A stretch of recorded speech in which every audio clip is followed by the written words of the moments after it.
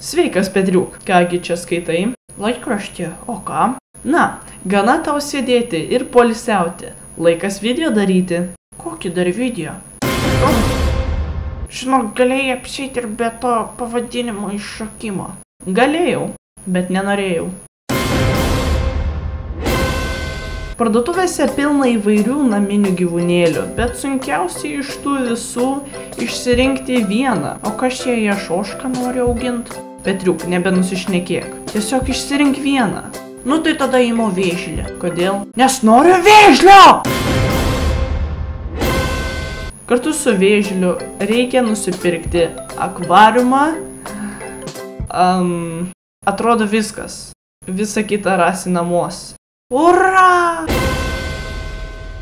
Galima sakyti, tu jau sėkmingai įvykdai visus sunkius darbus. O dabar leisk jam gyventi. Viskas. Tik reikės tau retkarčiais jį pamaitint, gal net išves pavaikščiot. Žinai, tipiški dalykai gyvūnams. Tipo, man tiek daug darbo bus? Nu, taip išeina. O kiek išgyvens? Priklauso, kaip tu su juo elgsies. Kas čia jam bus širdies infarktas? Vėžliam nebūna širdies infarkto. Iš kur tu taip įsitikinęs? Wikipedijai pažiūrėjau. Ar tikrai? Klausyk, neužtenka to, kad praeitoj daly mes vos nesusipykom. Tu nori dar kartą susipykt? Ar tu tikrai to nori? O kodėlgi ne? Tu dirbsi vienas. Man patogiau. Turėsi išmokti visus žodžius mintinai. Be problemų. Negausi algos. Va čia tai problema. Tai dirbsi vienas ar kartu dirbam? Kartu. Tai gerai. Dabar jis nori pasivaikščioti. Iš kur tu tai žinai? Matau jo veido išraišką.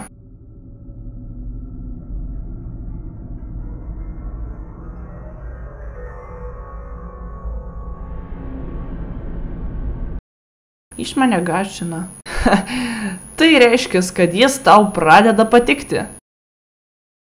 Nemanau. Taigi, reikia atsiminti, jog būnant lauke su naminiu gyvūnu, reikia turėti maišelį, su kurio pagalba galėsi paimtą Oi, čia taip negalima sakyti. Galėsi paimtą rudį. Kodėl? Ogi todėl, kad tas rudis netrukdytų kitiems pėstiesiems. Nagi, vėžliuk, metas eiti nam.